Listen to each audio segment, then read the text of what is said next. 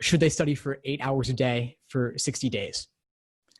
And if you can't guess, my answer on that is no. If you're staying at home, you're quarantined, I know you might have extra time on your hands relative to normal, but it's a recipe for burnout. And one of the reasons I sent all of you day-by-day study plans for the LSAT is because I want to give you some structure. A lot of the point of the course is to give you structure, because you all probably know I've got tons of stuff on YouTube, the podcast, Instagram, Facebook. One of the benefits I'm hoping to give you in the course is structure and accountability and a way to get your personal questions answered. And so first off, the study plan, the structure, what's that about? So basically, I sent you all a day-by-day study plan, or at least asked you which one you want. Did any of you get the study plan? You've all got that PDF that I sent you with the links in it and everything? Cool. Yeah, so that's basically a super specific plan of attack about exactly what to be doing every single day over the course of your prep.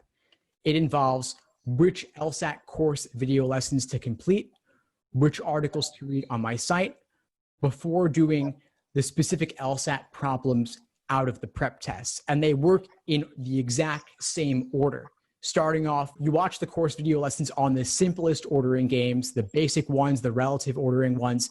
Then you do several specific LSAT practice problems of that type out of the practice tests. If you're on a shorter timeline, I'll have you start with exams in the 60s.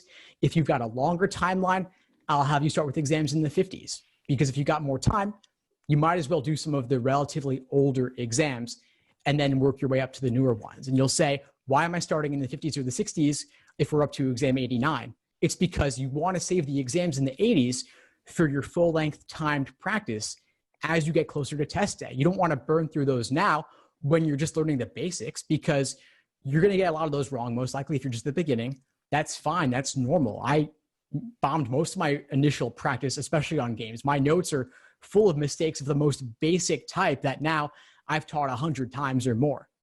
So it's okay to make mistakes at the beginning, but your most recent exams are the most valuable material.